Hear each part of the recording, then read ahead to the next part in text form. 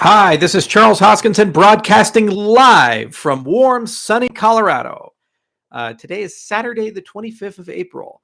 It's hard to believe that we're already 25 days into April. It's hard to believe we're already 4 months into this year. 2020 has been a unique year. I think probably one of the most unique years in human history, or at least in recent history. They'll probably call this the forgotten year because nobody really managed to do anything. We all had to stay inside for a whole year. A lot of things were put on hold. But Cardano's not.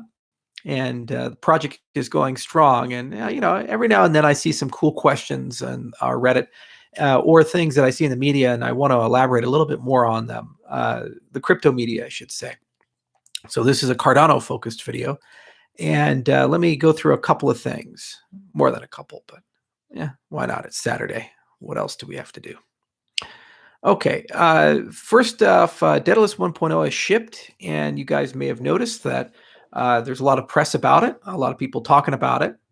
You may have noticed a few comments of things like, oh, it instantly crashes, or I'm having a problem here and there.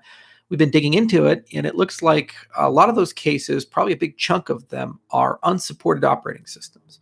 So a lot of people don't read instructions. They don't read the website text. They just download and install, and they expect everything to work right out of the box. If you are running Windows 7, if you're running Windows 8, or any OS beneath those, we do not support those operating systems. We're probably going to explicitly blacklist those OSs for the installers, so we're looking into how to do that. If it's a good idea or not, but we only support Windows 8.1 and Windows 10. So if you're running a Windows version that is not those Windows versions and you install Dedalus, then we're probably not going to work. Or if it doesn't work, well, you have your answer. Why not? By the way, for those of you who say that's not reasonable, I will remind you that Windows support for Windows 7, Microsoft support for Windows 7 was discontinued January 28th of 2020. So our opinion is if Microsoft no longer supports the product, then we probably shouldn't support the product either. This is a slight inconvenience for certain users. We even gotten emails about why we don't have Windows XP support. If Bill Gates was still the CEO of Microsoft at the time your operating system was constructed, you probably should download a new OS. So anyway, just want to point that out, that if you're having some issues there, that's certainly probably at least one of the probable causes or likely causes of issues. But overall, we've had overwhelmingly positive feedback. We've only gotten a few dozen support tickets, and we will talk about the support ticket volume and the common complaints and issues that people have had. But overall, things are looking pretty good. We still have gotten a few cases of where people are claiming sync times in like 12 hours, 15 hours, or things like that. And that's an anomaly as well, because the vast majority of users are reporting sync times somewhere between the 50-minute to 2-hour band, with most of them sitting in the hour 20-minute range. That's what I personally got on my Surface Studio. It's what I got on my laptops in that window, around an hour. And all of our ambassadors, people that we use to beta test this stuff, our internal computers, our virtual machines, are all showing sync time on Windows in that band. So I'm not sure where 12 hours and 15 hours is coming from certain users, but we'll certainly look into it if we can get logs. And perhaps there are some rare configurations that for some reason are doing something weird, but it's difficult to debug that. And this is actually one of the frustrations of writing software for Windows, is that there are literally a combinatorial explosion of different configurations of users. So what you can do is you just take an average sample and you say, okay, by building for this, 85% will be okay. But then you have that 15% tail, and it's such a long tail, you could literally spend millions of man hours of effort to try to mitigate things for all of them. But at some point, you have to decide where to cut it. So we're pretty happy with the coverage that we have. And what we're now doing is doing some dedicated intervention where we're trying to get a good sense of where these little issues are. But it's important to point out that we've overall gotten an overwhelmingly positive response to Dedalus 1.0. And we know that people are upgrading because there's huge load on the relays at the moment. So terabytes of data are flowing. So that's a good indication that people are able to sync, and we see the bit rates that people are syncing at, so we can extrapolate basically what sync time looks like. So from our end, from the user feedback we've received and from the low ticket volume on the help desk, it looks like Dedalus 1.0 has been a really great success, and we're super happy about it. As always, whenever you do something, there's always going to be a long tail and some people who aren't, but the vast majority of people are. And that's why diversity matters. So that for whatever reason there's still an issue, then go to Yoroi. It probably will help you. Or if you're Windows 7 or below user, then go to Yoroi and they can work on Chrome. Or I believe it also supports Firefox at this moment. Okay, so that's the Dedalus update. And there was a few other things I noticed inside the Reddit. And let me put my glasses on. All right, let's see here. And yeah, there was a question about ITN rewards to Treasury. So where do those come from? What do they do? So when we set up the ITN, we mentioned that there's inflation every single slot. And then that inflation gets divided into two buckets. One are the rewards bucket, which compensate people for the work that they've done. So when they build a block, they get a reward for doing that, just like the Bitcoin model. And the other goes into a treasury parameter T. And so that's just accumulating inside the system. And when we activate Shelley, all those rewards get moved over. The treasury also gets moved over. And then it starts accumulating in Cardano mainnet. So as blocks are made in Cardano, funds, inflation, and transaction fees, a proportion of those will go into the treasury as well. Now, there was a question about where do all the transaction fees go that are currently being paid on the Cardano mainnet? Those are being burnt. So those are neither going to go to the treasury, nor are those fees going to us. No one is claiming them. They're just unclaimed fees, and they go into oblivion. So that's a tiny small gift. I think it's about $50,000 worth of transaction fees throughout the life of Cardano so far that by being burnt reduces the total amount of ADA in circulation by that much, and it's proportionally distributed to every single ADA holder. So little something there, but I thought that you guys would like to see that. Okay, and there's a few more.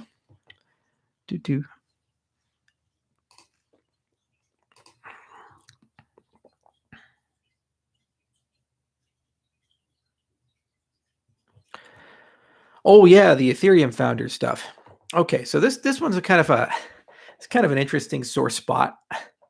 You know, I spent 6 months of my life at Ethereum from roughly December of 2013, January 2014, depending upon when you want to cut it, to June of 2014. So not a lot of time, 6 months. A semester at college, one of those study abroad things. It's like it's not a overall big chunk of time. And I did great work in my view. I think I worked certainly 7 days a week, 80 hours a day. It was an enormous, frantic effort. I slept on concrete floors. I basically helped them navigate the arcane details of setting up a Swiss entity. I was in every meeting with every lawyer. We discussed how we were going to handle the capitalization component of Ethereum, designed all those components, did a lot of marketing, talked to the developers almost every day, and kept 8 people together. And I'm proud of that. But it was only 6 months worth of work. And when I left, and everything that was beyond that, that's on Vitalik and the rest of the guys, and their success is their success, and I congratulate them for this. So I say often to journalists, and I say often publicly, that I would much rather discuss my time with IWHK and Cardano than discuss anything about Ethereum. I'm frankly done with Ethereum. I don't want to talk about it anymore. When you see articles that say Charles Hoskinson, Ethereum co-founder, I didn't go to that journalist and represent myself as a co-founder of Ethereum. I am, but that's never the case of where I led with that. Second, my media people never do that. It's the journalists always asking me. And I always tell them the same thing. If you really want to talk about it, we can. But honestly, I just don't want to talk about it anymore. I don't care. It was a small part, 6 months of my life. And the work I've done with Cardano is significantly more meaningful. every single thing in this ecosystem I've had my hands on in some respect and had an opinion on and did work on. And I took that same work ethic with Ethereum to Cardano, and I've had 10 times as much time to make a meaningful impact. The software you have has my DNA in it. Every single line of code in some respect is somehow connected to some meeting or some document or some email or some Slack message. And I'm proud of that. I think the work we've done at Cardano is significantly more meaningful than Ethereum. And of course, people immediately look at adoption and price, and they say, well, Ethereum has more users and it's worth more money, so that can't possibly be true. But remember, the goalposts are designing the foundations of a system that has the capability to run with 1 billion users. The very fact that Ethereum has to throw away everything and go to a completely new design shows that we did something they didn't do, and we provided the research they didn't do. So I'm much more proud of that. We're ahead of them. We're moving faster in terms of our ability to deploy to market, and we've managed things they have yet to manage. And we're doing it with grace, dignity, and principles. So I'm much more proud of that. I'm much more proud of the time I've spent at Cardano. And honestly, to the journalists out there, please stop referring to me as the co-founder of Ethereum. I would much rather be referred to as either the CEO of Input Output or a founder of Cardano instead of the co-founder of Ethereum. It's not something I look out for. It's not something I like. There are 3 books being written about the history of Ethereum. 2 of them have been optioned for movies, and probably in a year to 2 years, depending upon when that happens, the books are hitting this year. And if they're commercial successes, I could end up having a movie where somebody plays me in a movie for something I did for 6 months. Meanwhile, the thing that I did for 10 times as much time will not be in the spotlight as much unless Cardano achieves the same level of commercial success. It's really annoying, and I just wish they would stop. I really do. I don't want to talk about it anymore. It's so emotionally exhausting. It's pathetic and petty. And some of the actors in that ecosystem have been difficult to say the least. And they seem to behave in ways or say things in ways that are very counterproductive for our entire ecosystem, especially about my relationship with the project. So why invite that toxicity, and why in any way, shape, or form continue to go back to that well? So if you see those headlines, know that I've told the journalists not to do it, and they didn't follow my will. And I'm going to start adopting a policy at some point in the future where I'm just simply not going to discuss anything about my time at Ethereum, and I'm not going to give interviews to journalists who continue to refer to me as the co-founder of Ethereum. Just not going to do it anymore. So if journalists want to keep doing this, fine, but they're certainly not going to get interviews from me moving forward. I'm just done with it. I'm here at IO. I love my company. We have 200 plus great people at this organization. We're clearly shipping great software. We've done the things that I like to do, and I'm very proud of the work here. And there's an unlimited amount of things to talk about the work we've done and where we want to go. Talking about things that happened in 2014 and somehow trying to get into a fight of Cardano versus Cardano versus Ethereum, it's very counterproductive. You know, a great example of this, I did an interview recently with Cointelegraph, and I spoke very frankly about my opinion about how things rolled out historically, especially with Ethereum's development of Casper. And nowhere in that interview was it intended to basically be this grand attack or something. And it ended up being broken down into like a 3-part, 4-part, whatever article. And it says, Charles said they should have used Snow White, and Charles did this and this. And then it just got turned into another Cardano versus Ethereum thing. It was a historical question of, well, why was Casper so slow to market? And I said, well, because they move at the speed of their founder, and their founder was not a domain expert in these topics and had to learn as he went and made a lot of mistakes and didn't have the right team. That's a fact. They started before we started doing research and proof of stake in 2014. And they've had significantly more resources, significantly more people, a much larger ecosystem, and a huge amount of opportunity for academic collaboration. You can look at the publications, you can look at the progress, and you can look at the state of ETH2 and realize despite having more money, more time, more people, we're ahead of them in terms of our pursuit of proof of stake. It's almost imminent, Shelley's launch, and there's more to come. So that's just a fact.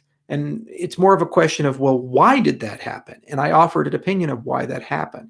But instead it was presented as yet another Charles Hoskinson attacks Ethereum type of article. So it's deeply frustrating there, and it's got to stop. And so we'll figure out something on our side. But I just wanted to mention that to the community, and it's in reference to also my tweet about which projects I'm proud of. I will always be a co-founder of Ethereum. It was part of my life. I'm proud of the work that I did there, but it was a very small part of my life. And in the grand scheme of things, the success of Ethereum is mostly due to the hard work of Vitalik and others, not myself. I've always been honest about that. They were there a lot longer than me, and they took more risk and they did more work. And I'm proud of that. I'm proud of the work that they've done. I think that it's been mostly positive for the blockchain space. When I see moral hazards like ICO mania or the flaws in DeFi that lose money of retail investors, I point them out, as they would point out problems and things I've built if I feel they have existential problems for the ecosystem. But it's just so counterproductive the way things are working. Okay, a few more things. Let's see here. There's the audit report. Yeah, so another thing that came up was I noticed some threats attacking Route 9B, the auditor. I have to admit, this one blindsided me. We looked pretty exhaustively at the set of auditors that had people who were quite capable, who could audit Haskell code, who had a demonstrated track record and good experience. And Kadelsky, JP, Route 9B, there was a collection of people who have these capabilities. We talked to them, and when after several discussions with Route 9B, we decided that they would make sense as an auditor for this round, for those things that we wanted done. Now, it's important to point out that Route 9B has a lot of people at it. And a lot of those people worked at three-letter agencies, and their day job was to hack into national systems like Russia and China and North Korea. And their day job was to find extremely difficult exploits, the things that go beyond your normal cyber criminal. And they have a lot of domain expertise and knowledge. And they were actually really excited about the prospects of getting into the blockchain space, because traditionally they're a military and government contractor. And they often do work with government agencies in the United States. So this is exactly the kind of auditor at this state for Cardano that we thought would be worthwhile to bring in. We already have an internal audit team. It's called bCryptic, and they come from RPI, Rensselaer Polytech Institute. They were students there, and they're quite good. And they look at every ledger, and they look at every line of code, and those internal auditors find things all the time as we're writing code, and we fixed that. We also have a lot of cryptographers who work for us and domain infosec experts. We even have a director of cybersecurity. So we have our own internal audit capabilities. The whole point of an external auditor is they add a layer of independence and a dimension of disconnection, which allows you to look at things a little bit differently. And you rotate auditors. We've used Grimm, we've used Kadelsky, and we've used some independent auditors, and we also used Route 9B. So it was very puzzling and surprising that some people on Reddit chose to look into some prior history with Route 9B, the auditor. If you are in a very competitive industry, you're going to have a slime trail where there are certain outcomes that people didn't like too much. And, we, of course, during our due diligence process, will ask a question or two about these things. But at the end of the day, the professionalism and competency of the auditors we worked with at Route 9B was never in question. They did a good job. They knew exactly what to ask and exactly what to do. And there was never a case where we felt that the company was underskilled or rushing us or anything like that. In fact, they took their time to be very diligent. So it was perfectly fine to work with them. And I will remind people that Google is not your friend in terms of proper due diligence. If you're looking for articles or statements about people, you certainly can find quite a bit of negative stuff about me if you go to YouTube or Google. Does that then mean that IOHK is not a credible vendor? Does that in some way disqualify all the people who work at our organization? It's craziness. It's a 100+ person company that's based in Colorado Springs with deep government contracts, which do require heavy auditing and oversight and verification of claims. And They were a great vendor to work with. Are they the exclusive vendor we're going to work with? No, we're going to work with many vendors over the coming months and perhaps years, depending on if the contract gets renewed or not. And you rotate them. That's best practices. But I just was blown away when I saw this article on Reddit. It's like, what was the point of this? And if you read the audit report, you look at the code, it's very clear that we got a clean bill of health. There's more to do. There's more to think about. There's a lot more depth to go to. And we hope for the next round that we can get to that depth and really showcase the power of what we've done. And we love scrutiny because we always win. When people scrutinize our code, when people scrutinize our protocol design, when people want to have an academic discussion about the design of our protocols, we always win because we put the most time into careful thought, design, oversight, and quality assurance. Our competitors don't. They always collapse under pressure because they just don't think about these things. They only have this much depth, and when you go a little deeper, they completely fall apart. We are one of the few companies in the cryptocurrency space that if somebody came to us and said, design an entirely new public key system, or design an entirely new elliptic curve, or go out there and make something immune to quantum computers, not only could we do it, we could survive third-party scrutiny from both the scientific and engineering communities and domain experts in those fields for our implementation of that effort. That's just the fact. And there's a great example of that with Sonics. We went and created a completely new snark. Very few companies have the in-house capabilities to do that, and we fully implemented it. And we're going to be showcasing it at the ZK Proof Summit that's currently ongoing. So given that we have those capabilities, we really enjoy the scrutiny. And so more the merrier in terms of auditors. And Route 9B was great. Okay, let's see what else we got here.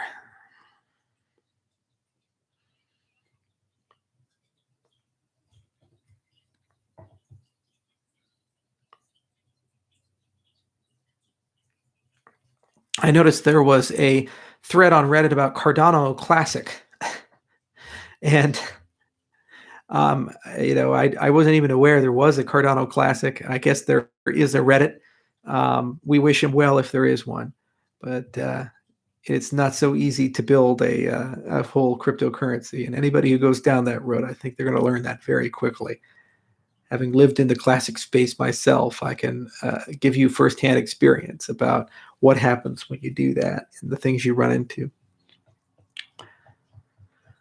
All right, is there anything else here that I wanted to talk about? How is code released after decentralization?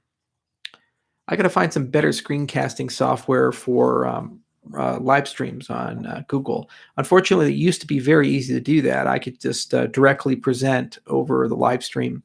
But then for some reason, Google got rid of that. So the only way I'm able to do a live stream right now is to pre-record the video. Okay, so let's talk about code releases. So there is a huge effort right now at both IOHK and the Cardano Foundation about how are we going to manage software updates after the Goguen and Shelley era. So basically, right now, Goguen and Shelley, we have a clear feature backlog and roadmap, and there's consensus amongst entities of how to roll these things out. And we really telegraph, we let everybody know, like with Byron Reboot, we said, hey, it's coming, it's coming, it's coming. We first deployed it on our side, then we did the flight program and the exchange updates, and then after that, we rolled it out in the mainnet. So you could kind of see every step, and it was pretty clear and straightforward. And the same thing will happen with Shelley. Very soon some announcements will be made about how we're going to roll that out, and exactly what we did with Reboot will be followed with Shelley. A little bit more has to be done because there's wallet migrations and a hard fork and things like that. But basically, it's the same blueprint. And Goguen will probably be done in a very similar way. But then there's a question of moving beyond that. How do we get to a point where software is built in a very decentralized way? So there's kind of two things you have to resolve there. One, you want to maintain some degree of development velocity. You don't want to turn into Bitcoin where things turn down to like a snail's pace. And just to do something like update the block size turns into a 3-year debate. So you don't want that to happen. At the same time, you want good participation. You want egalitarianism. You want people all across the ecosystem to basically be contributing, writing update proposals, giving good ideas. You want it to be meritocratic, but you don't want it to be like a developer, ivory tower where only a small set of people can participate. For example, Bitcoin. I'm not really allowed to participate there. And great people on our team have really not had a great experience. Like Dionysios Sindros, for example, when he first proposed the NEPA POW to Gavin Andresen, they laughed at him in the Bitcoin Wizards. This is literally the solution for scalability and sidechains on the proof of work side, and he was laughed at. He spent 4 years of his life getting a PhD in just this topic and writing paper after paper, which has become the foundation of ideas like Fly Client, for example, and other concepts which are being taken seriously now. So if a brilliant person who's a great engineer and a great academic who's contributing original ideas that are low cost, high return gets basically kicked out of the ecosystem or laughed at, then that tells you there's something fundamentally wrong with the mechanism of participation. And of course, the Bitcoin people will disagree with that. But at this point, I couldn't give a fuck.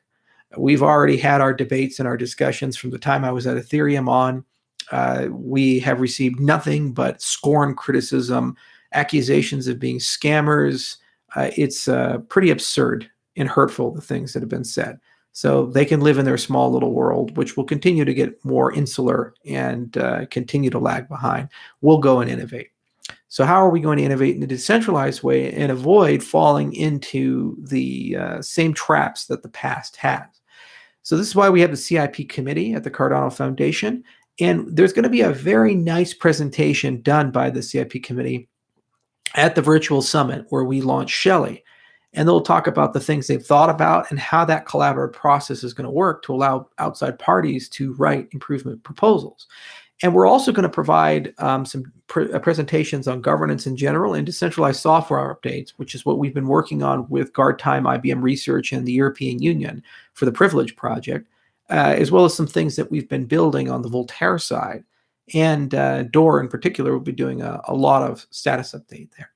And what this will do is create a conversation within our community. And it won't just end up as a conversation, it'll actually be productive, meaning you can do stuff. You can vote on stuff. Voting systems will be deployed sooner than you guys think. And we'll make great effort, and the ambassadors will make great effort so that people understand how the standards work and how to basically submit proposals within those standards.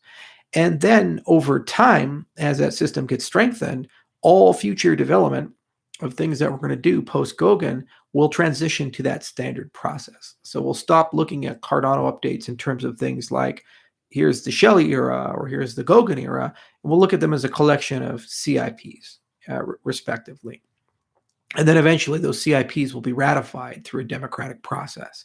So it's a very complicated endeavor, decentralizing the software development. I'm also a big fan of potentially bundling something like Git with our software so that the canonical source code can actually be controlled in a decentralized way instead of having somebody own the repo and have access to that repo. That would further decentralize the project. But there's a lot of work to do there, and there's a lot of things to think about there. And no cryptocurrency has done this right. So ultimately, we're just going to have to put the flag in the ground somewhere, and then we're just going to have to kind of figure out if that's good enough or not. And really, there's a very simple test you can apply for whether it's good enough, which is, can we move forward? Are we able to update the system? Are we able to get good ideas?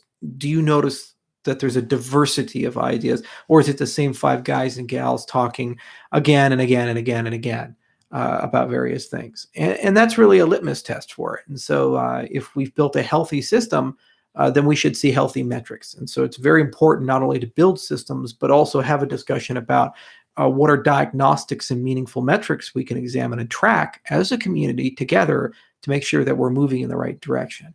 And then over time, if we've designed it correctly, just like with Ouroboros, you'll see gradual decentralization. It's important to remember that when Shelley turns on, we will be the most decentralized cryptocurrency in the world in terms of consensus participation. and probably over time in node count as well. We have a lot of strategies for how to do that.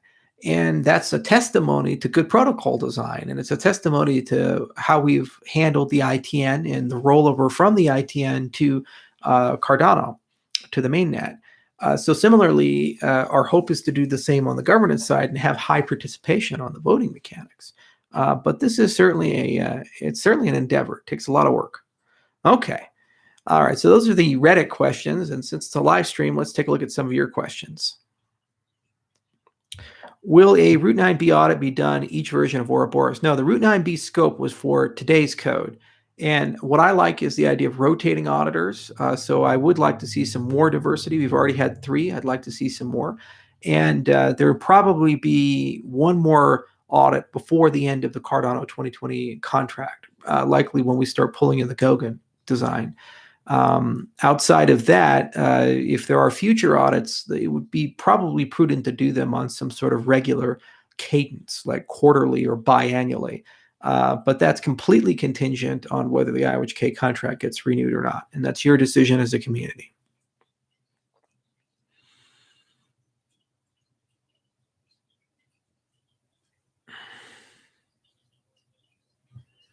Tar Monster, what happens to Cardano in 10 years if 1 million monsters get to vote? Can't they vote Cardano for just be the current system you're trying to escape? Sure. And then we'll go and build a better system and we'll call it something else. And we can do an airdrop and carry over all the reasonable people. That's the point of these systems. You have to trust people. You see, there's this concept with elitists, rulers, kings, especially Democrat politicians, where they tend to feel that people are stupid and incapable of self-governance. And as a consequence, they need babysitters. They need philosopher kings to lord and rule over the masses. And then what they'll do is use the mass media to propagate the lowest examples of mankind. The people who drink fish tank cleaner and the people who have 12 kids out of wedlock and live in a trailer on blocks, and say that's a representative sample of the people. Meanwhile, you have concert pianists, and meanwhile, you have nuclear engineers, and meanwhile, you have retired astronauts and generals, and all these people, wonderful people, millions of them in every single society, every single neighbor. And they're smart. And more often than not, I'm an optimist, and I believe in people, and I believe that collectively, people will come together when they need to find ways to do things. When you treat people like shit, they tend to not like you, and you tend to get poor outcomes. When you treat people with dignity and respect, and you believe that people ultimately will do what's necessary for a system to survive, then you will be pleasantly surprised more often than not. So I don't think if we open up these systems to democratic process that somehow it'll become corrupted or self-destructive. Rather, you'll have uncomfortable but necessary conversations about everything from where do we want to go to why do we want to go there. And there's no reason to fear these uncomfortable conversations. This is not some elegant piece of art that I've constructed to put up on a wall and for everybody to admire and is only connected to my artistic vision. This is a protocol for the people, by the people, to help everybody in the world do the things that they want to do from a financial perspective. And the only way that works is if they have equal stake in it to the people who created it, and that no one person is more equal than another. We're all the same in that respect. So I'm a big believer in that. And I'm a big believer that while it's uncomfortable, it slows things down. In some cases, you descend into unproductive conversations and you have digressions. Eventually, you get to the right place over time. As long as you have accurate information and as long as you have the right incentives and participation. The reason why our governments are so bad right now is they built themselves in a way to maintain political monopolies and to disenfranchise people from participating. And so then you end up getting the lowest common denominator type of candidate as opposed to productive people and productive ideas. So the reason why our governments are not working so well is not an indictment of some sort of idiotic voting class. It's rather an indictment of a political system rigged against its people to rob them of their authority and power. It's an important distinction, and it's something that we as systems architects can design against just like the founding fathers of the United States wrote a constitution to design against the abuses that they had witnessed with European politics that have historically plagued mankind.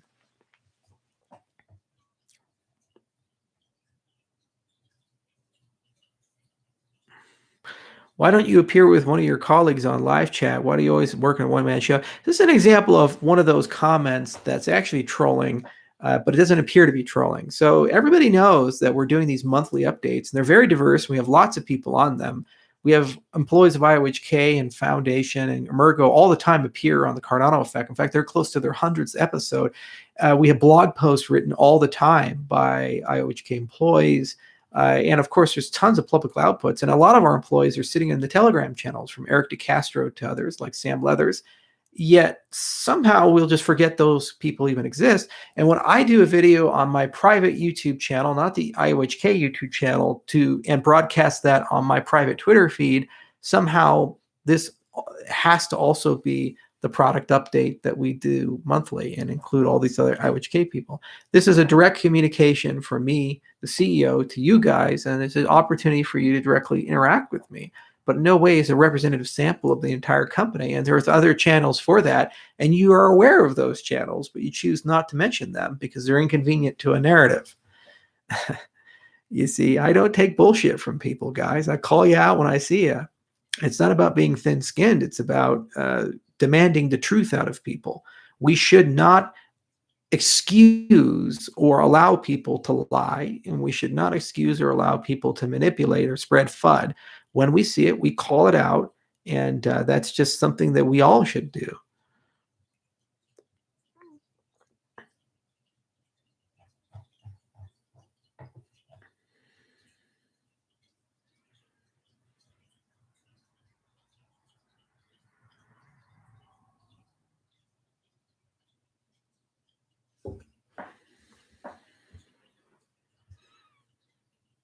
Charles, thoughts on the Brightmans leaving Tezos? I've heard some things about that.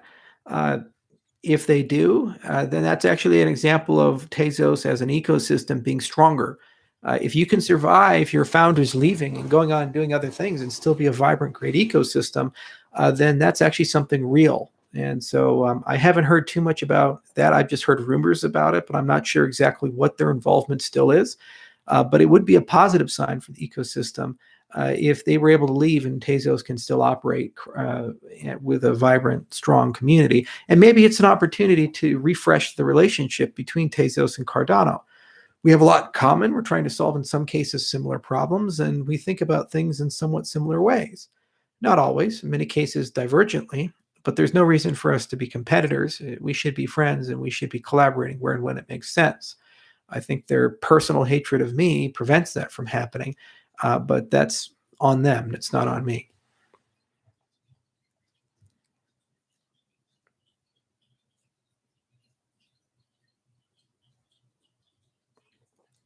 When can I withdraw earnings from the Yoroi testnet? That'll occur at the Shelley hard fork. And in a prior video, I explained how that transition is going to work.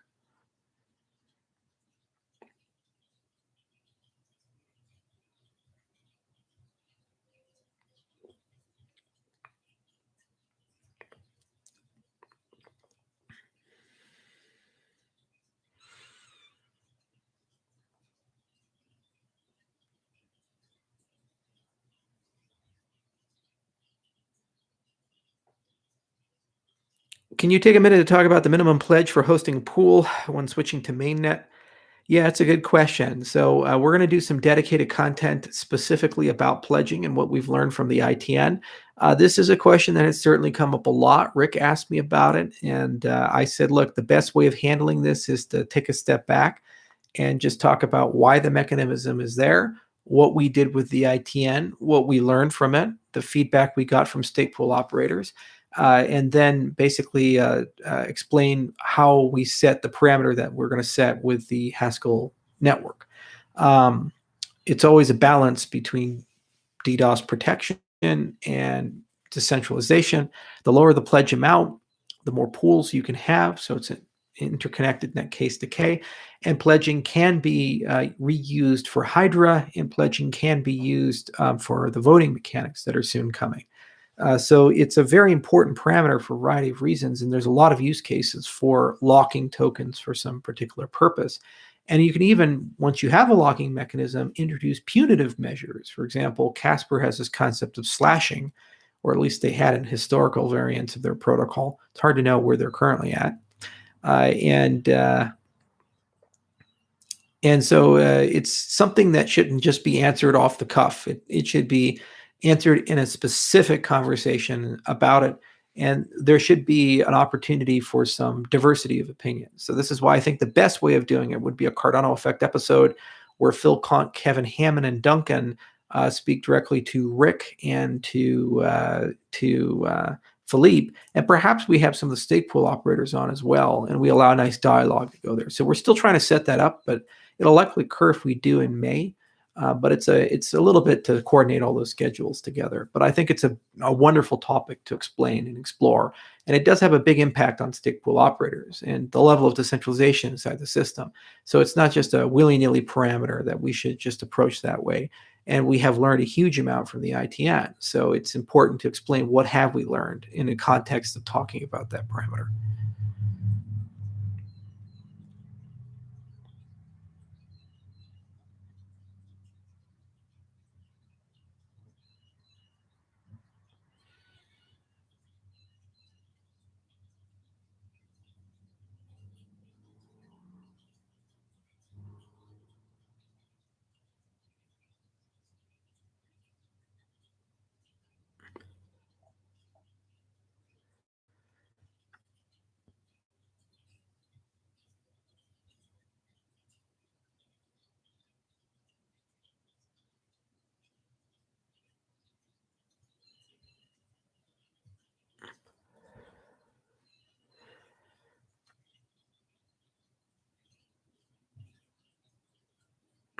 Charles F., you had your shot of Lysol as suggested by Trump to potentially fight COVID-19.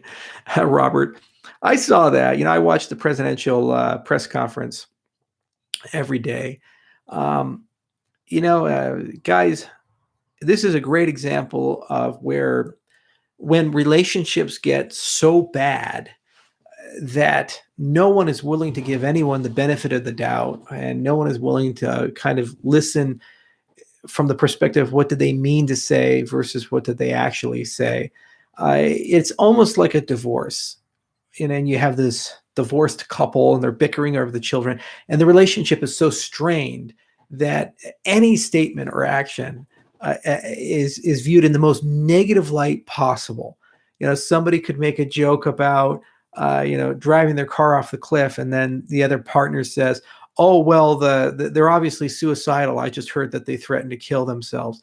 This is an example of that statement. I don't think any reasonable, rational human being would believe that injecting Lysol or bleach into their body is a good idea. And who knows? The guy's in his 70s. He's tired. He's been doing this every day. He says stuff. Every now and then you say stuff off the cuff.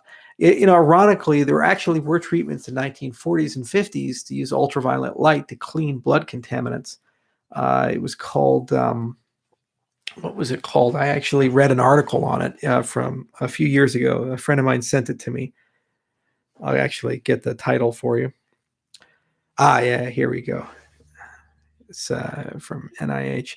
Yeah, so ultraviolet blood irradiation. Is it time to remember the cure that time forgot? So it was written by Michael Hamblin and some other authors, and the article was from, let's see, what was the date on this? Abstract. Keywords. I don't see the data. It was not a recent article. It was, I think, a few years ago. But if you just Google ultraviolet blood irradiation and the Journal of Photochemistry and Photobiology, you can find that. But it's like for anything. Can you clean blood? Well, sure, dialysis does that. And I think they can use it for sepsis. You can do all kinds of crazy things, and there's crazy ideas. And if you hear a 70-some-year-old with no experience in the domain talking about these things, they're probably gonna not be very accurate in it. And if you give them the benefit of the doubt, you're saying, oh, okay, But if you're the media and you really hate the person, then basically what you're doing is saying this person is telling you to inject Lysol into your neck. Yeah, because they want political points about this stuff. And I'm not here to defend this guy. I mean, I think the whole press conference has been counterproductive. He couldn't go do rallies for his campaign, so this is the closest thing to do. And also the whole model of dialogue and communication is just totally broken. I've often wondered, why do they even have press conferences this way anymore? Why is it you have a bunch of journalists just shouting at the president and getting in combative fights? Why? Because it's Judge Judy.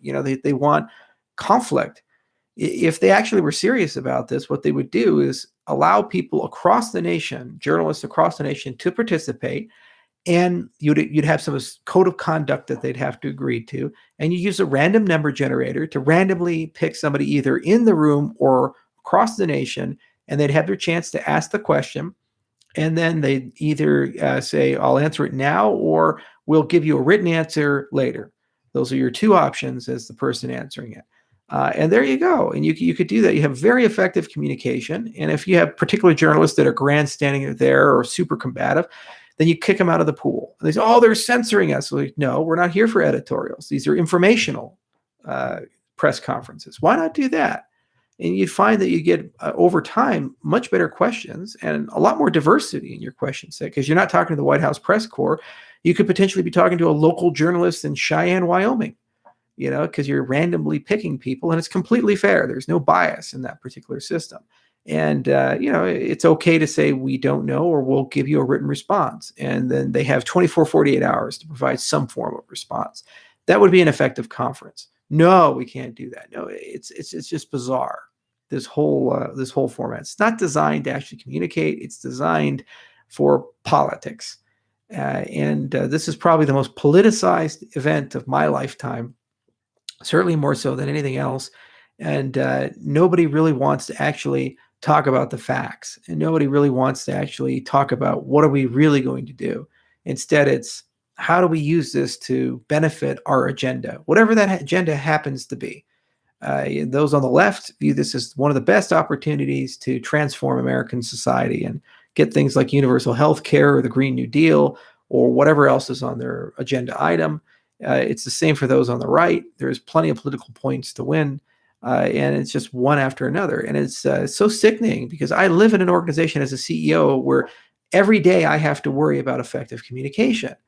And I feel the consequences of ineffective communication. Things don't get done. Mistakes are made.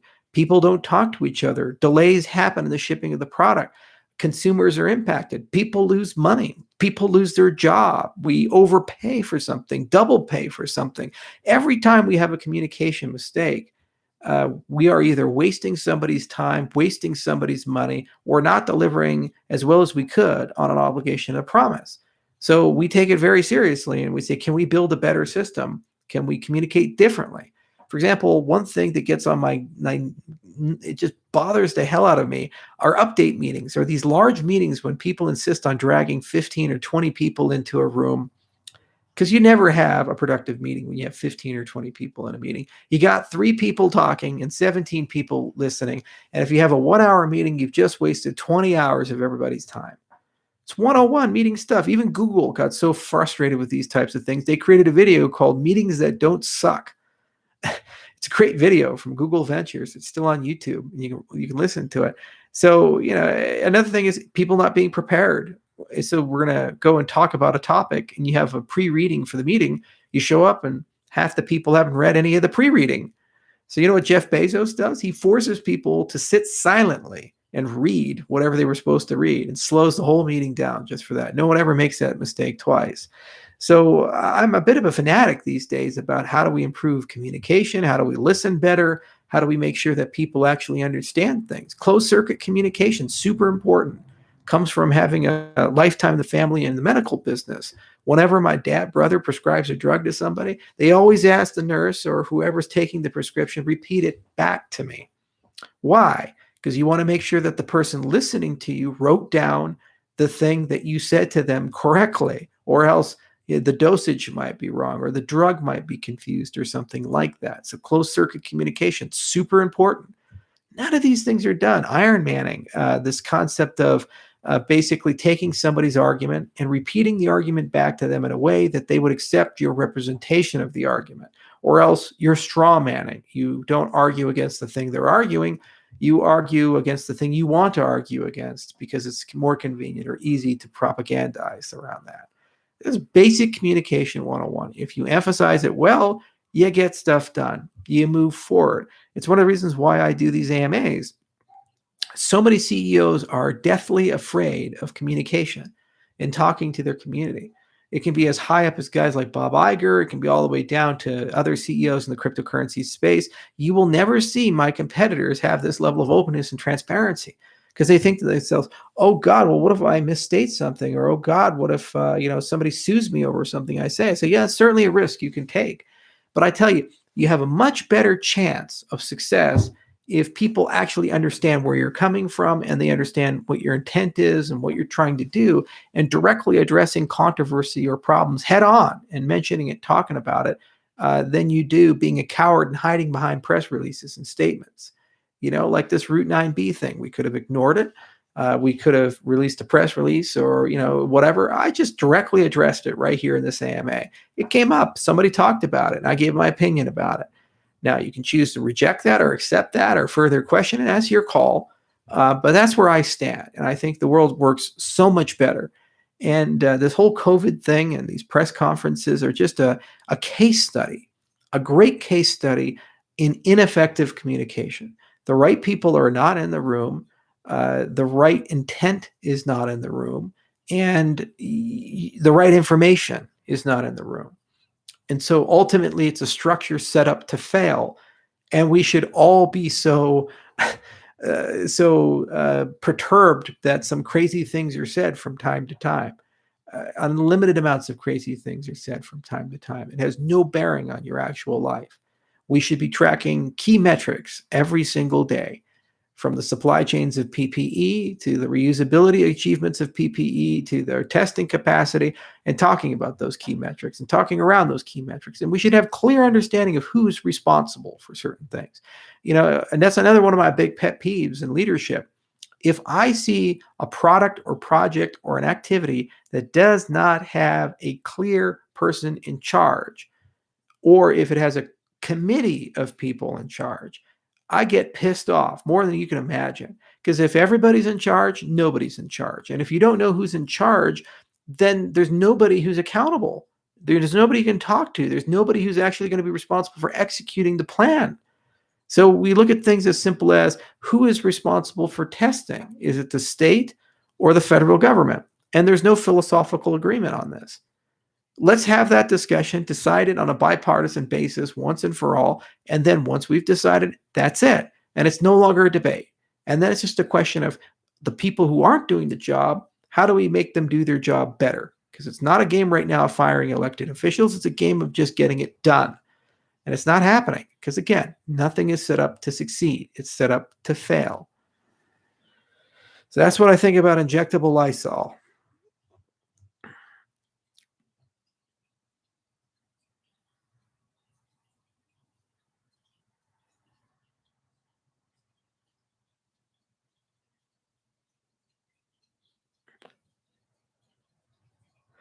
Any update on the brand refresh with McCann's? Yes. All that's going to come out with Shelley, and the Cardano.org website is the first major deliverable, along with a lot of the USPs that we're going to enumerate. So there's a lot of content that's being influenced, and it's going to roll out in May, June, and coming months.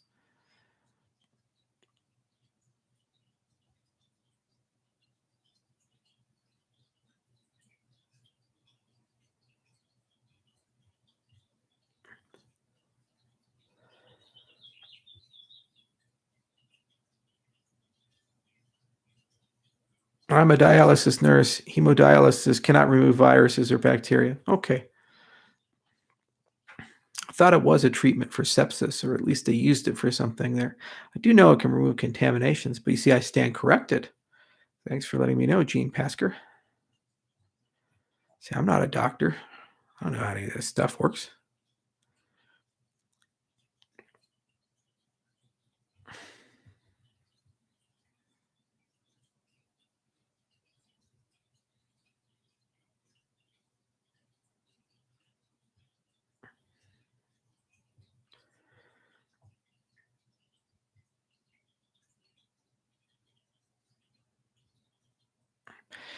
You've been talking about diaspora many times. I was wondering if there's any strategy to engage diaspora.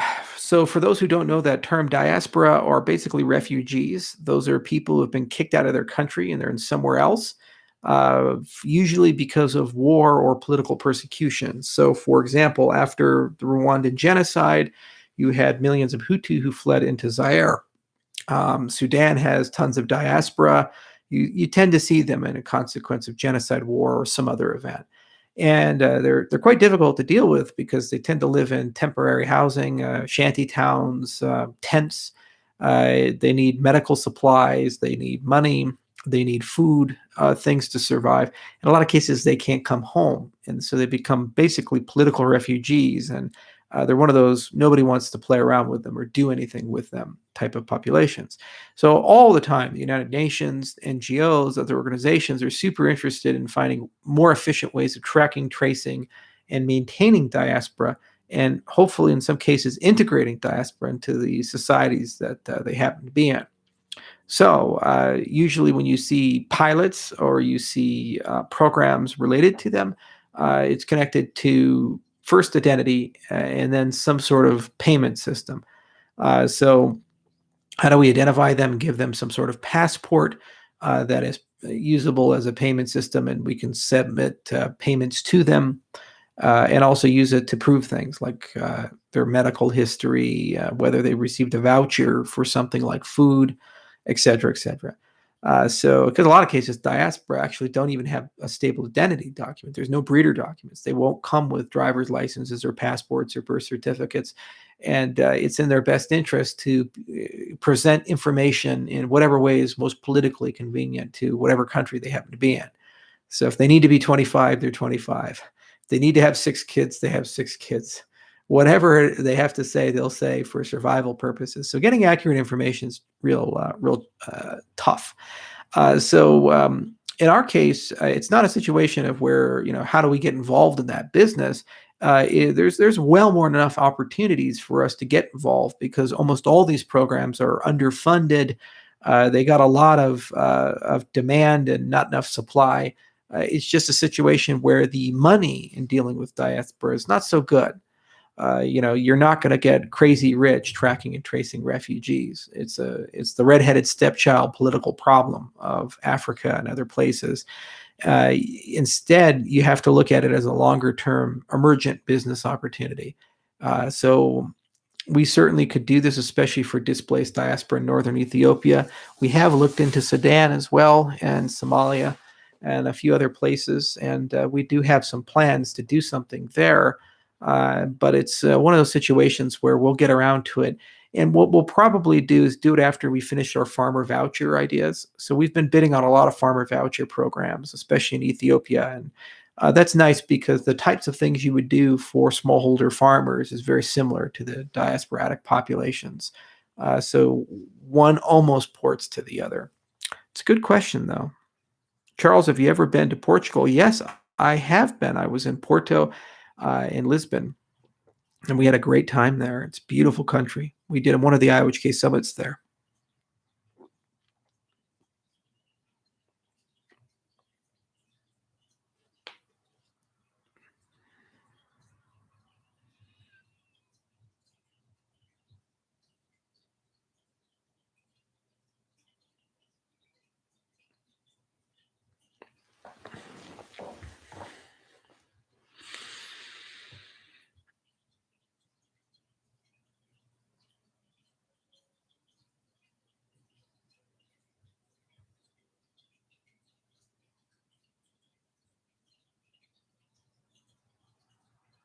Not necessarily diaspora is just a name for an ethnic group living in a new country location. Yeah, but when people use that term, they tend to use it for a displaced population. Nobody looks at some particular ethnic group that is in Afghanistan and say, "Oh, well, that's a diaspora," unless they actually got pushed in there. Like, for example, the groups of people that got pushed into Pakistan after the American war against the Taliban. That's how we tend to use that term.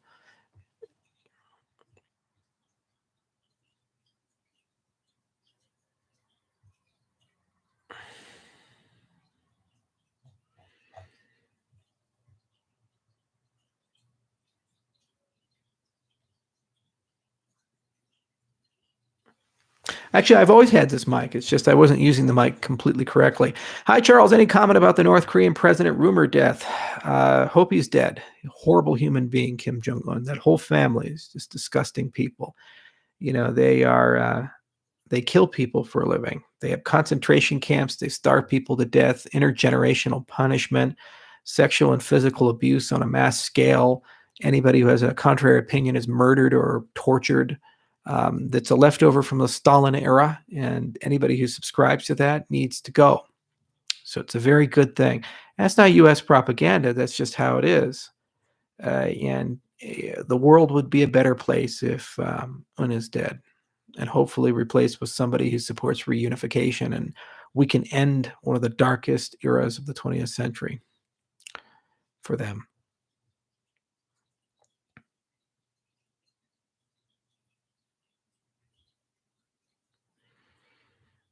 Yeah. You're never going to get me to say anything nice about them. And in fact, I remember when some of the Ethereum people were going to North Korea, it's like, you guys are out of your goddamn minds.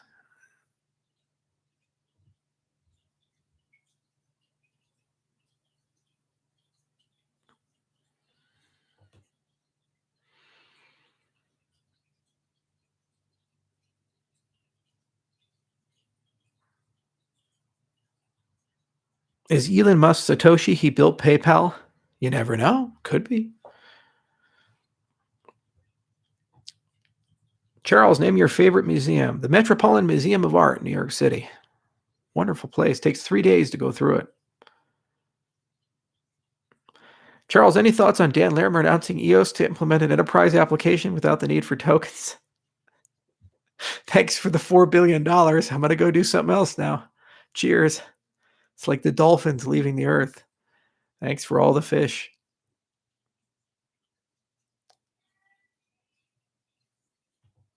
Chelsea Clinton or Ivanka Trump? Is that even a competition? I think Ivanka's a lot better. But I mean, that's like choosing between a kick in the face and a pile of shit. Not really a big fan of the Trumps. You're damn right I ride my horse every day.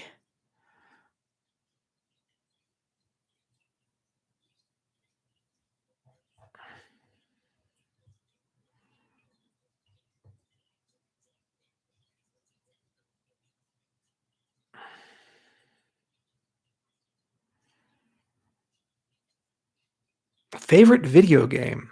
You know, my favorite video game, and I've almost done with the negotiations, but the damn woman's been taking so long, but we're almost done. I just got to sign the final agreement.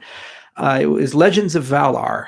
Now, and this is from a historical context. If you were to compare it to games today, it would not. It's like a very simplistic game, but it was the first RPG that was in an open 3D world. It was a DOS game, and also it ran on Amiga, and it was just a revolutionary game for its time. So you play this little character, and he was in. He decided to go to this big city called Middledwarf, and because his cousin Sven told him there's a lot of great economic opportunities there, and so the point of the game, at least initially, is to find your cousin. And in an attempt to find your cousin, you discover that there's some sort of conspiracy going on. And so the only way that you can uncover the conspiracy is by joining a guild of each of the 4 types inside the town. There's a magic guild, a religious guild, the thieves guild, and basically like a mercenary guild. And then once you do that, you collect 4 skulls, you use those to summon a demon, and the demon basically tells you how to save the old king and bring him back to power. So I did all that as a kid. It was like in the early 90s, and I didn't win. And I was like, why can't I win? Where's the ending for this game? So anyway, I spent years off and on trying to figure out how to win the damn game. And eventually I bought the clue book for the game, and it was hard to find. I had to get it off eBay. And I read the whole clue book, and it said, oh, by the way, the game has no ending because they ran out of money and they couldn't quite finish it. So they were going to do an expansion pack if the game was commercially successful. So I got so frustrated by this, I actually reached out to the people who created the game, and I'm buying the intellectual property from them. So I will own Legends of Valar probably this month or next month. most likely next month once we clear the contract. And after, Cardano and Shelley and all these other things, I, as a retirement project, will go and finish the goddamn game. And I'll remaster the whole thing so everybody else can play it. But and if there's ever a case for whether I'm borderline autistic or not, this is probably the greatest piece of evidence for that. If I can't finish a game, I'll buy the game and finish it. So yeah, that's one of my favorite games of all time. Legends of Valor, great game. Really, really enjoyed it. It's nothing as of today, but boy, if I could remaster it, it'd be a lot of fun to remaster it. And actually, game design and game design technology is really cool. Unity is a great platform, and there's just so many things that exist now that are so fun. And there's a lot of innovation in the funding model of games, like Pillars of Eternity, for example, and their incredible success with Kickstarter is a great example of how once you get a good following and a good base of people, you can quickly bring something to a fundable stage and use that to bootstrap the game. And then you can, get a second wave of revenue once the game launches. Also, if you look at Hellblade and how off of such a small budget they were able to make such high production values, it really shows you the improvements in graphics technology, and things have really been great there. So you can do a lot. You can really do a lot, and it'd be a lot of fun. By the way, I wasn't the only person who played Legends of Valor. The guys over at Bethesda also played it when they were in their teens, and that was the inspiration for the Elder Scrolls series. So if you ever played Skyrim, that's where that came from. It's the spiritual successor, the whole Elder Scrolls. Legends of Valor inspired all of that. How about that?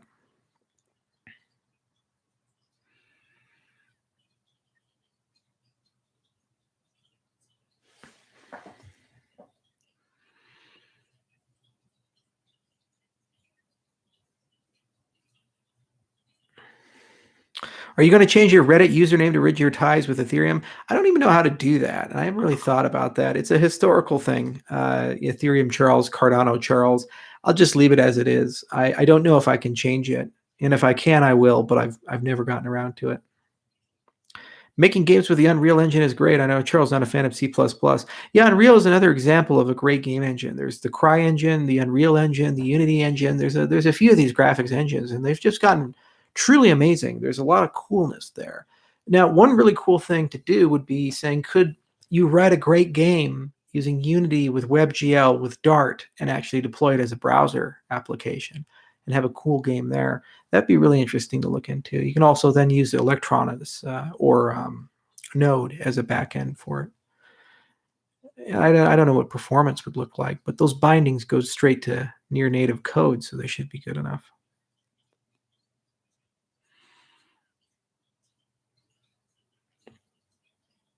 Tie the game to the Cardano blockchain somehow. Yeah, you can definitely do that, especially for MMORPGs. It makes a huge amount of sense because people spend huge amounts of time getting these in-game items, and they trade them for real money.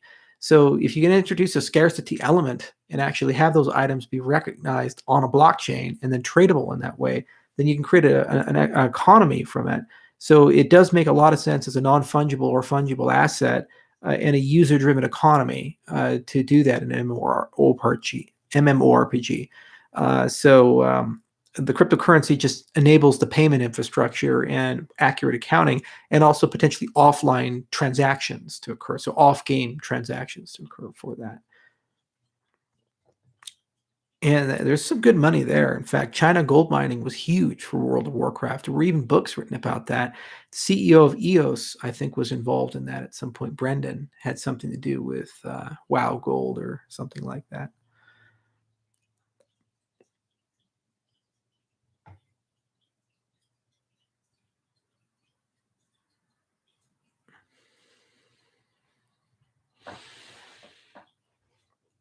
I'm going to start a 10-day fast. Any tips?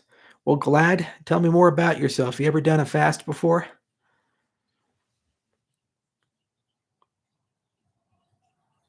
Any interest in geothermal pumps for heating? Yes, geothermal HVAC is great. Going to be doing it here in the farm.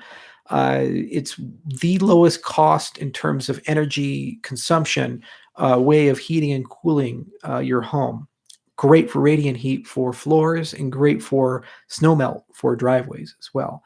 Basically, how the system works is that you dig about 2 meters underground beneath frost line, and you have a constant temperature, regardless of the ambient temperature outside, and you put a whole loop array. And that loop array will go about 50 to 200 meters, depending upon the amount of coolant that you are dealing with. And then you either store or extract heat underground. And all you really have to maintain is a pump to basically pump the coolant underground, which is usually glycerin or water. And then you can use it then to extract or to store heat. And it's a super easy system, a 40, 50-year shelf life. They're a little expensive because you have to dig this whole loop array. You can either have horizontal trenches if you have a lot of land like I do, or you can do vertical. So you put them 200-300 feet underground with oil drilling equipment. It's a one-time thing, and the loop system is a closed system, so it's immune to environmental effects and vandalism. And they just work great for litany of things, and no carbon consumption. You're not burning any fuel or anything, and it's really nice to pair it with solar as well. So go to YouTube and Google, enter geothermal HVAC, and you can watch some videos on how they work. Just wondrous things. The average cost of a system installation for mid-sized American home is about $30,000 to $40,000 US. For a place like this, it'd be a lot more because it's a big farm. It's 50 acres.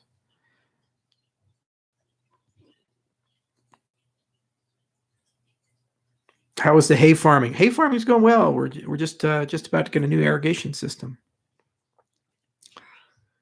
Okay, what else we got here? Ultra.io is equals AMD, baby. Hey, those new Ryzen processors look great. Laptop processors, I think they're the best ever made.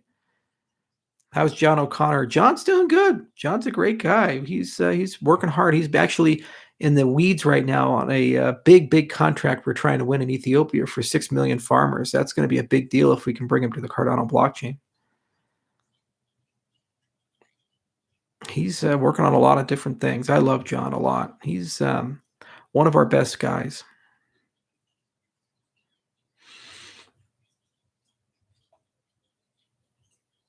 Yeah, Lisa Su really did turn AMD around, and their bet on fabrication was great.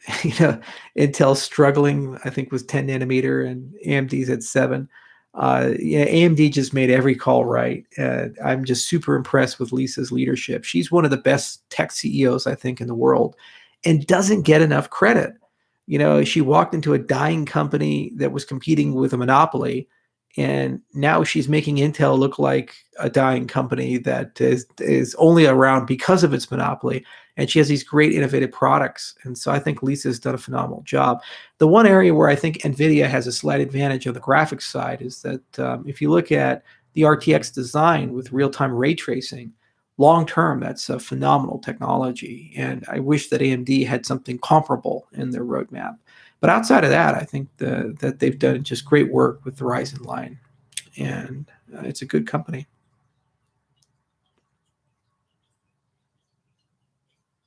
How's the graphene battery you ordered? Well, I have it actually right here. Let me show you.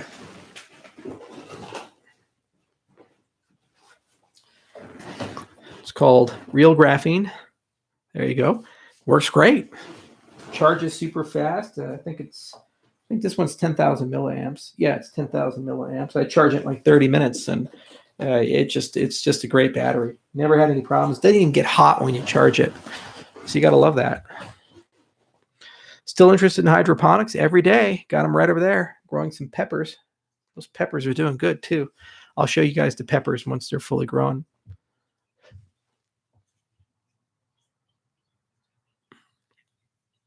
Love to hear updates on John and Africa development. That's a big part of differentiation. What we'll probably do is actually have a commercial update and have Jerry Fregascatos and John and the other business guys do some updates for you guys.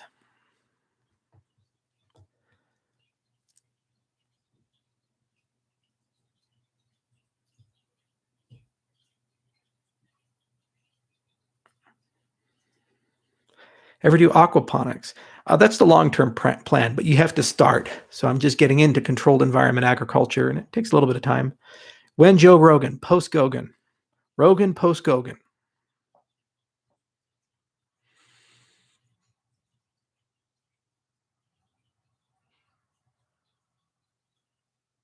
Thoughts on Elon Musk's satellite internet? Yeah, that LEO network Starlink is so cool because they solved all the problems. It's high bandwidth, low latency satellites. Not bad. Not bad at all. So I'd love to beta test it.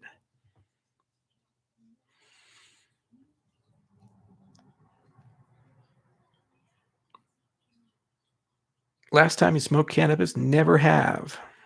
Never will. Just never been interested in it.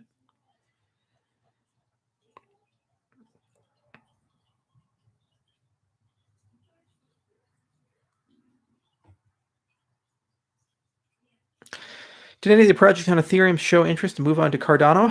Actually, yeah, we have definitely gotten a lot of who've talked to us. It'll happen. There's a road to commercialization. These things happen so quickly once you actually start things rolling, especially when it's clear that the F2 roadmap is not so clean and our roadmap is just beautiful and pristine. And we're going to make it very easy for people to move. And when they have to do things that are complicated, I'm sure we can find ways to blunt that.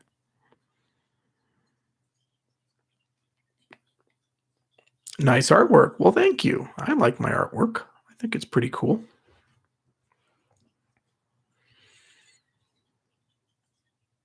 Complete press tour post Gogan. Well, if the fucking lockdown ends, guys, I'm sad I can't travel. Makes me really sad. Lot to do. I was going to go all throughout Africa.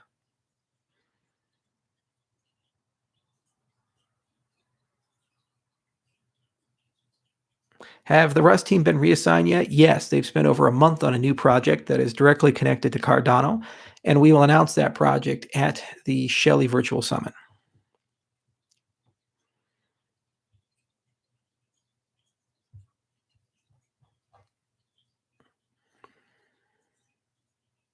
Storm and Horizon, thoughts on both?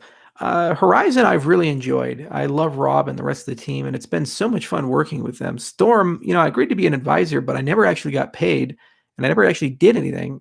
So, I don't know if I'm technically an advisor or not, but I didn't really do anything materially interesting with Storm. I do know Simon Yu, and I wish him well. There's no bad blood there. It's just there was just nothing to do. Whereas Horizon, we still actively do work from time to time with them, and I've really enjoyed working with them. They love working with Roman Olenikov, and it's been a very productive relationship for a long time. And that's a great example of a good product and a good project. It's small, but they certainly did do a lot of cool stuff.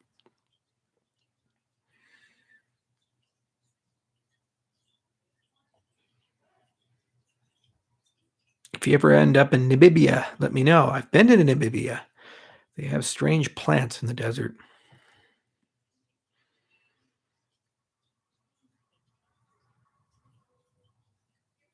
Do you play any musical instruments? Yes, I play the piano. Not very good at it. Thoughts on the Bitcoin halving? It's going to happen.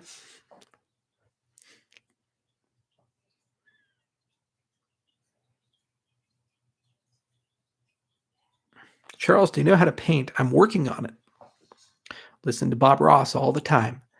One of these days, I'm going to surprise you guys. I'm going to do one of these episodes, and it's going to be like Joy of Painting. You're just going to have to deal with it. I'll have the afro and everything and a cute little dog. Yeah. Any plans for IOHK to go public? I don't know. Maybe. We'll get around to it.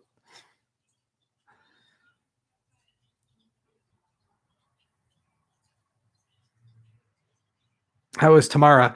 I talk to her probably about twice a day. Our best person by far. She does amazing work, too much work, and commits to too many things and somehow pulls them all off. I don't know how she does it. Going to be a great CEO one day, that gal. There's just some people you meet in life in your career, and you know that they have a future. And there's a few people at Input Output that really fall in that category, and she's definitely one of them.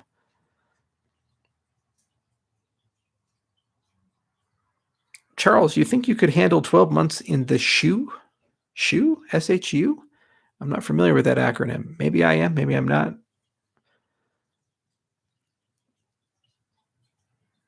You and Chico are going to still have a boxing match? Get with the news, Neville. Get with the news. That's like so old. We haven't talked about that since December. No way, no how. Charles, do you like fishing? I do. Oh, solitary confinement. Yeah, there we go. Yeah, of course I could do 12 months. I'm a mathematician and I meditate. I can do 12 months in solitary. I could do that. Are you still planning to go to Antarctica? Yes, I am planning to go to Antarctica next year, not this year. Molten Tar Monster just recently made a video trashing your coin. I would be surprised if he didn't. I love that he's making videos. Really makes me happy that they exist in the public domain and are admissible in court.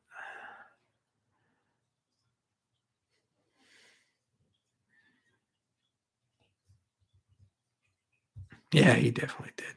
Oh, secure housing unit. Yeah, I know about Choose, like from the military, that kind of stuff. Ever been to Iceland? Yes, Reykjavik is awesome. Hey, Charles, still doing some fasting? Much love. Yeah, I'm just about to start a new one. I'm going to do a 5-day fast starting on Monday. Monday. It's going to be fun. Hunter S. Thompson lives in Colorado. Yes, I've actually been to the restaurant in Aspen that Hunter S. Thompson did cocaine off the table. And the waitress there knew him personally and mentioned his work schedule. He was a crazy guy, absolute crazy guy, but he was a special guy. Charles, no more shaving. I know. It's like I'm under quarantine, guys. It's hard.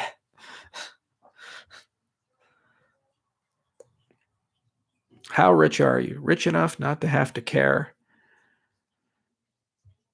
so I can focus on philosophical things. Charles, is it true that there are no mistakes, just happy accidents? Yes. In the world of trees, there are no mistakes, just happy little accidents.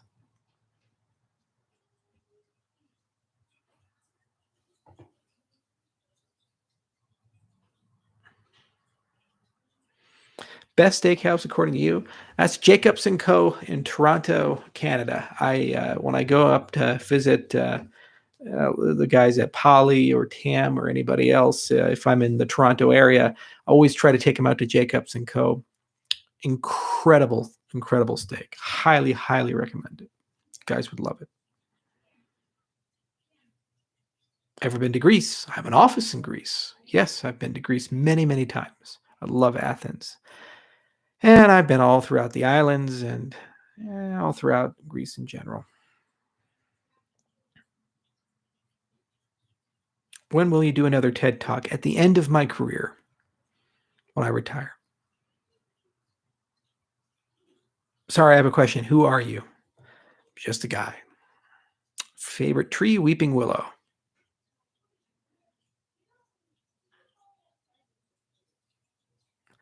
Zen Mind Beginner's Book. The Tao of Pooh. It's a good book. Highly recommend it. Would you now get a hawk? In the United States, you're not allowed to own one. You are just a custodian of it. They have a whole hierarchy, which is why falconers are wankers. Is it still okay to ask when Lambo? Yeah, it's right over there. It's a Huracan. LP 610. Can you talk about your identity solution? Well, then I would be spoiling what Danelle's going to say for you guys come the virtual summit.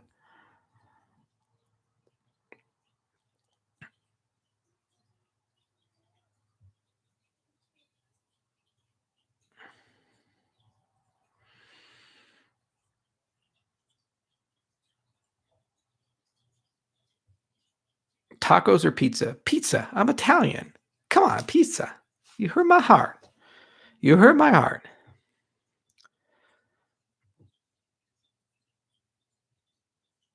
Who's the real Satoshi? Does it really matter?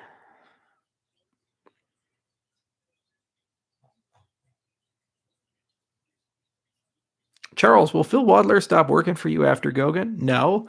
I think I'm going to keep Wadler on the payroll until 10 years after he's died just to prove a point. I love working with that guy. He does great work, and there's a lot of papers to write. And this smart contract computational model is academically super interesting, and it's a deep, deep, deep well. So highly, highly, highly, highly, highly recommend keeping him on the payroll.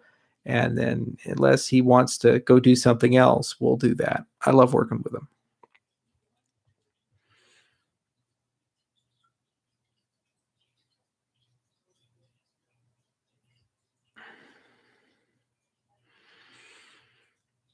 Charles, would you be interested in putting in a bunch of illustrated art on Cardano for a children's charity? I'm sure we can figure that out. Buckminster Fuller, yeah, buckyballs. The geodesic domes, those were cool things. There's actually a few of them here in Colorado. There's one out in Erie. There's a home that's built that. Are you really Charles? No, I'm Charles's body double. Real Charles is out fishing.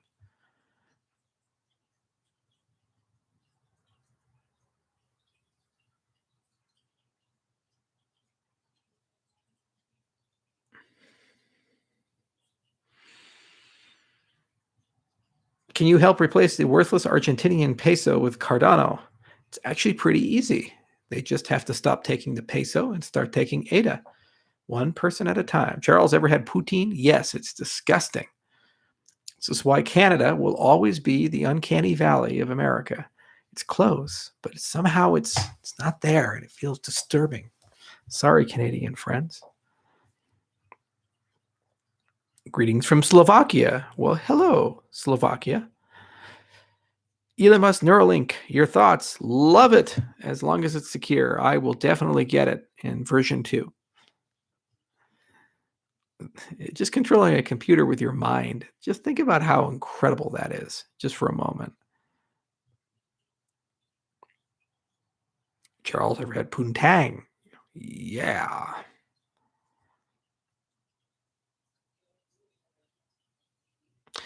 Charles, are you planning on having internship slots open at IOHK? That's an HR and chief of staff question. And one of these days, I think Tam will introduce a program for that. We've had a lot of conversations about it. It's difficult to fit these things off when you're trying to also at the same time adhere to super tight deadlines. So we will definitely do that, but it is something that we're thinking about. Charles, is the happening going to take us to the next bull run? We're hiring a quantitative analyst just so I can get internal answers to questions like that in a more rigorous way. I have my opinions about it, but I never talk about price. But we have to think about it because it does impact security in the industry as a whole.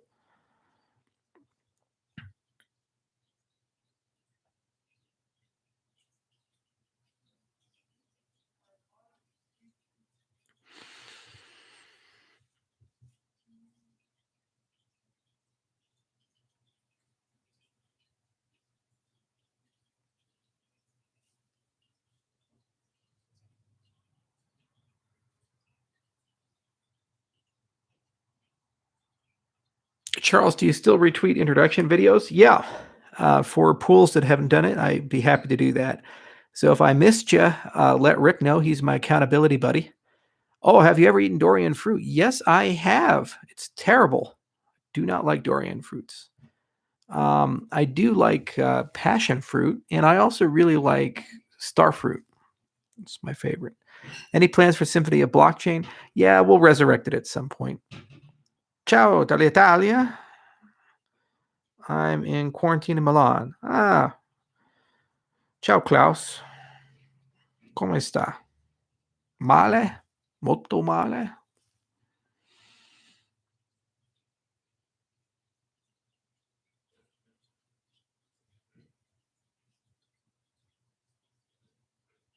Does the brain receive or produce consciousness? Are we like a radio antenna connecting to the global consciousness, or is consciousness an epiphemeral phenomena that is orthogonal to anything biological or evolutionary? It's just a happy little side effect. Who knows? Sam Harris and Dan Dennett certainly have some opinions about that. Looks like you use Botox. Oh, screw you, man. 32. I don't have that many wrinkles. Although I am getting old. Greetings from Denmark. Well, thank you, Denmark. Any movie recommendations? Highly recommend watching The Dark Crystal and then watch the Dark Crystal series. Something lighthearted. Will Adrestria replace Jormungandr for the main net? They are totally different things.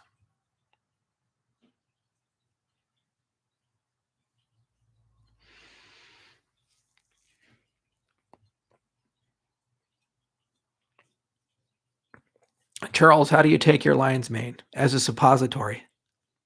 I just can't. I take them as tablets.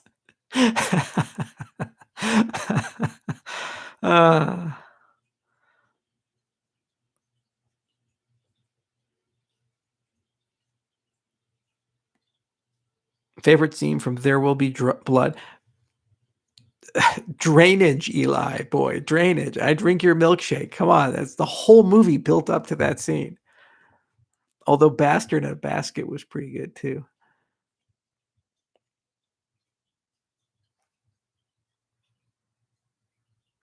Are you doing any work with Stephen Wolfram? I'd like to. We're trying to figure that one out. We might be able to bring him in through the back door.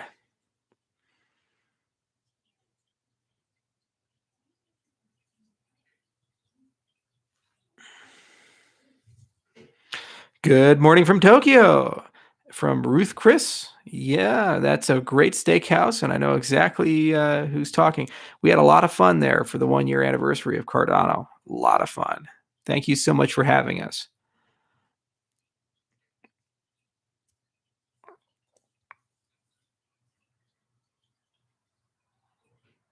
Charles, how do you stop baldness? It's happening to me. I'm going to lose all my hair. I have no control, guys. Sorry.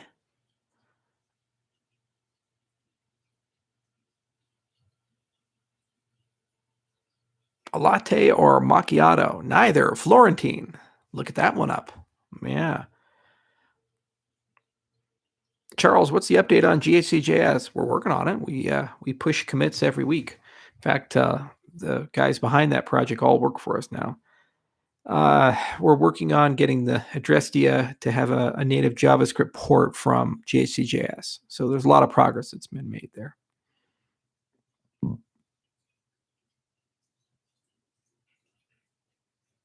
I'm never going to take drugs for hair. If I ever lose it, I'll just shave it and go bald.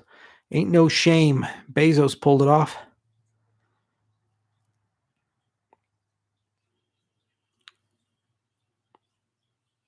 Any partnerships with Samsung? We were going to have some discussions with them, but those got canceled because of Corona. Do whatever Elon did to get his hair back. It was called hair plugs. That's what he got. He got hair plugs. He had a surgery, had hair plugs put in.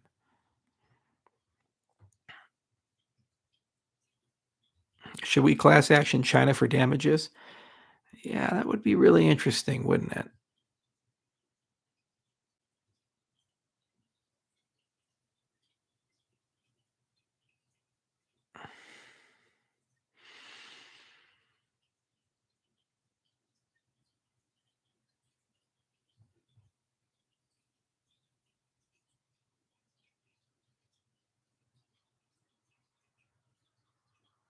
Yeah, Bezos. I think he's going down the vampire route there north of Eden. All right, what else we got here, guys? This is fun. You guys having fun? I'm having fun.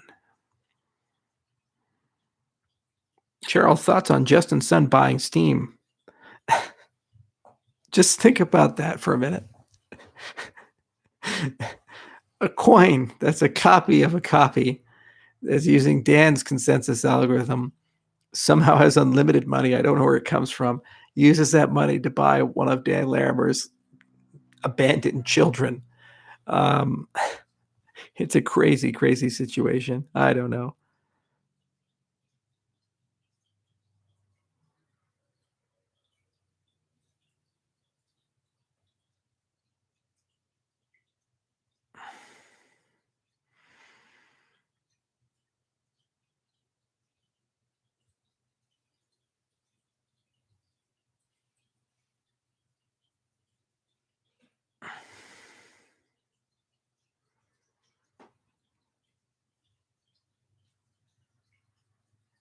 Are those paintings originals?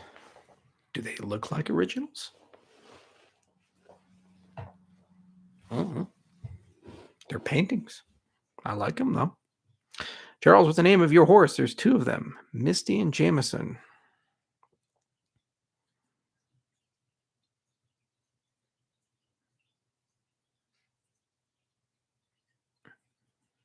In other news, it's my 30th birthday. Well, happy birthday, Brad. Will you ever run YouTube ads with a Lambo? If you guys see that, sell all your ADA. Something has happened that's terribly, terribly wrong. I think people get too caught up in material things. Charles, thoughts about the class action lawsuits against MakerDAO?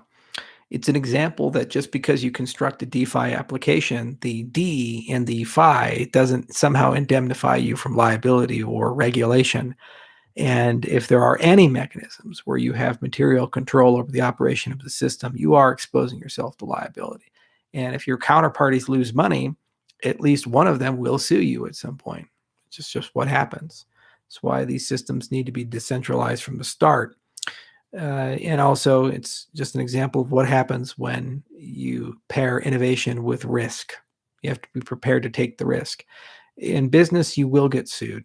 There's no ifs, ands, or buts about it. If you're doing anything at all of any prominence involving money, people, risk, somebody will sue you somewhere. Just happens. And you deal with it.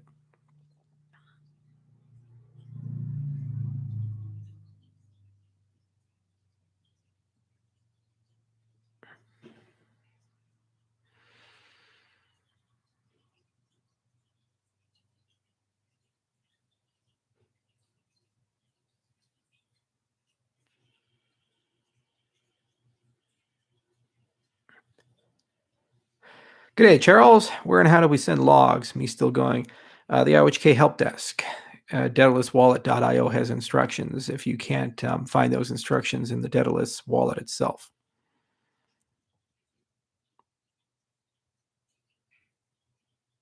Think quantum computers will break SHA-256 this decade? No. That's not even a meaningful problem to work on.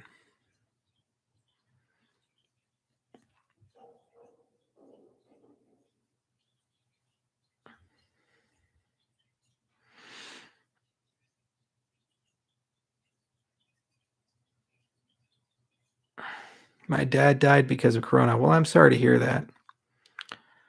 Do you think Corona will destroy the system completely? No.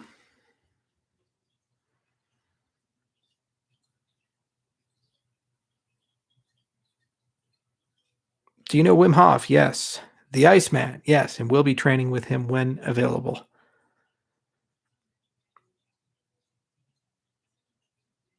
Charles, thoughts about the negative oil prices? Well, this is one of those classic examples of where you have an artificial market.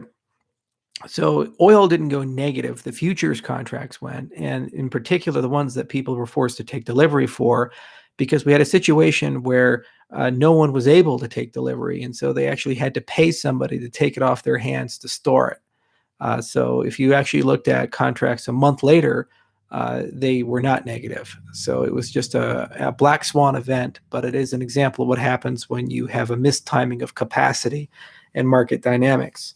But in general, oil is becoming less and less attractive of an investment. And the oil and gas industry long-term is probably not going to preserve the prominence that it once had in the 20th century. There's just too much of it. I remember in 2008, I used to be in the oil and gas business. I remember in 2008, everyone was talking about peak oil, writing books about it. Goldman Sachs was sending these investment newsletters out saying we'd be at $200 a barrel in oil. There's videos on YouTube about how we're all just going to run out of oil. And then, 12 years later, we have a glutton of oversupply and we can make as much as we want. We have reserves that last hundreds of years. So, it makes you start questioning these experts, these people who are so smart and they know everything, right? And they can tell us what's going to happen in 5 years. The reality is that the energy of motility is changing. And, I had a friend in the oil business, used to work for Exxon, who told me, Charles, the oil and gas business knows its days are numbered when you start seeing hydrogen cars being seriously discussed. because that's round 2 for the oil and gas industry. There's 2 options, battery or hydrogen, and one or the other is going to win. And because of guys like these, it looks like battery is going to win big. The physics makes so much more sense, and the consumer experience is a lot better. But anyway, hydrogen is basically fossil fuel 2.0. So they make the hydrogen from natural gas or something like that, and they use the same distribution channels they use for oil and gas at the moment, and you pump it to your tank just like you pump gasoline into your tank. So you're trading one thing for another thing. And sure enough, we're starting to see a lot of hydrogen car prototypes and commercial ideas being pushed to the marketplace, and a lot of them are being sponsored by the oil industry. But also, ultimately, I think Tesla has really shown that their days are numbered. And in 20 to 30 years, battery-powered cars will be probably the dominant energy of motility. Because, again, it just makes sense from the physics. If you can go 2,000 miles on a single charge, and you can charge your car overnight when you do need to charge it, you don't have range concerns, and your cost to charge up your car will be an order of magnitude lower than oil will ever get. And that energy will be generated in increasingly cheaper and cleaner sources that do not require fossil fuels. So I just don't see how the economics make sense. And also, battery-powered cars are considerably simpler than internal combustion cars. It's one thing just to store something in a uniform way. It's another thing to have a power plant built into your car to generate electricity. So these are just much more efficient, much simpler systems, and it makes a lot more sense to have battery-powered cars. So I think long term, it's going to be great. I mean, I like my combustion. I have diesel truck. I have a sports car that has 600 horsepower and a V10 engine, and it consumes gasoline like crazy. I just filled it today. 20 gallons went in premium fuel, only $44 to fill it. So shows you how cheap gas is getting. So I love these old engines, and I love the sounds that they make, and I love the experience, the heat, and the visceral thing. On the other hand, the new Roadster is going to come out with 1,200 horsepower and 0 to 60 in 1.8 seconds. My car goes 0 to 60 in 3 seconds. So it's like the best you can buy right now in the market. There's only a few that are better, and Musk is going to deliver something that's basically twice as fast. It's crazy. It's absolutely crazy. So batteries are here to stay.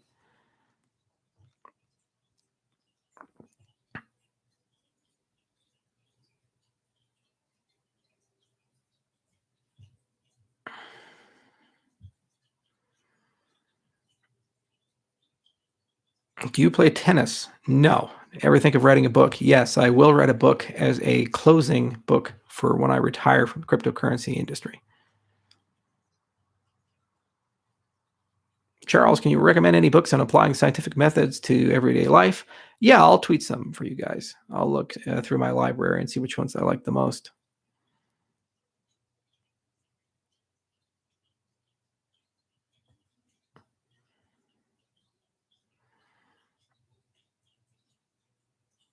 It's actually true. It's specifically one of the biggest lies ever perpetuated. Oil is not finite. So oil, you can actually have unlimited amounts of it because it is technically renewable. You can literally make oil from the air. There's a way to do that. There's a company called Carbon Engineering that has the ability. It's called carbon air capture, and you can upgrade that with enough energy to produce a barrel of syncrude if you want to. So it's not a question of, is there a finite amount of oil or an unlimited amount of oil? You can make it. You can make it from lots of things. Okay, you can make it from garbage. It's called thermal depolymerization. So there's a lot of things you can do with oil. The question is energy. So is it energy positive or energy negative? If you suck it from the air, you will get less energy out of it than the energy you put in. So you're having to generate that electricity through another source. So for example, if you had a nuclear power plant and you were using it to do that, you're taking an unlimited cheap energy source and you're using it to create an energy of motility. That actually might work. And in Canada, they were doing that. They were building 3.5 generation, so late 3rd generation nuclear reactors called Canada reactors to refine the syncrude and to do in situ extraction of syncrude from oil sands. Super energy intensive process. Normally they burn natural gas for that. So there's all kinds of ways you can play with this, and you'll never run out of oil if we want to keep it. You just never do that. but it's all about where do you get the actual energy from? Do you get it from the sun? Do you get it from fossil fuels? Do you get it from nuclear? You need a backbone to be able to continue doing that. And does it make sense to use chemical energy as our storage mechanism? And given that battery chemistry is getting really good and we're getting a supply chain where we can recycle the batteries, it doesn't make a lot of sense to keep using that type of energy. There's better ways and more environmentally friendly ways of doing things. And this is coming from a guy in the oil business who used to be in the business.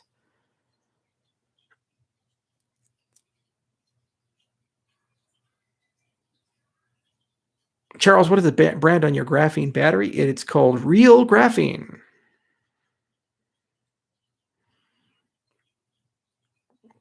What do you think of thorium reactors? Thorium reactors are quite good.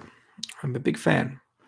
My favorite design is the traveling wave reactor because I love the idea of using uranium-238. And also, there's a lot of really cool breeder reactor designs. The problem with them is historically they've been banned because of proliferation concerns.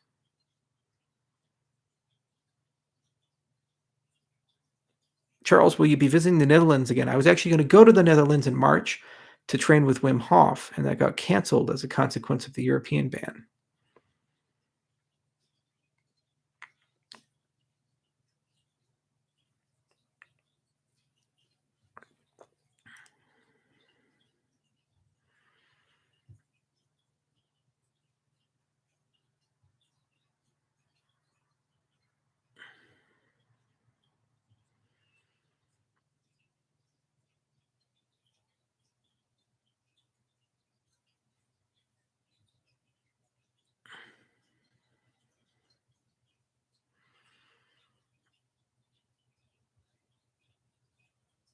Favorite Beatles song? Hey Jude.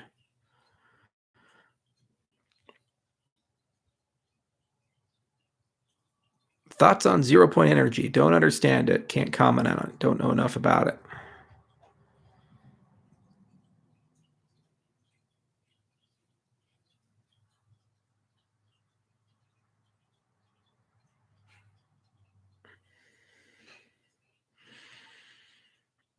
What kind of math do you need to understand cryptography? Number theory. It's a good starting point.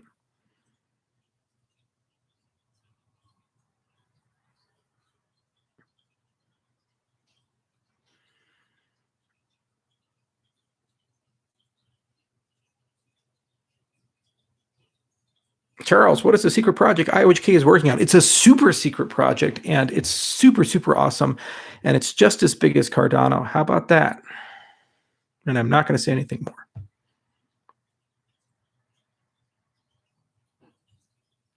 Charles, what do you think about Bitcoin moving to POS? Yeah, hell will freeze over before that happens. There will never be any major innovation with Bitcoin. It just doesn't happen. It's not who they are.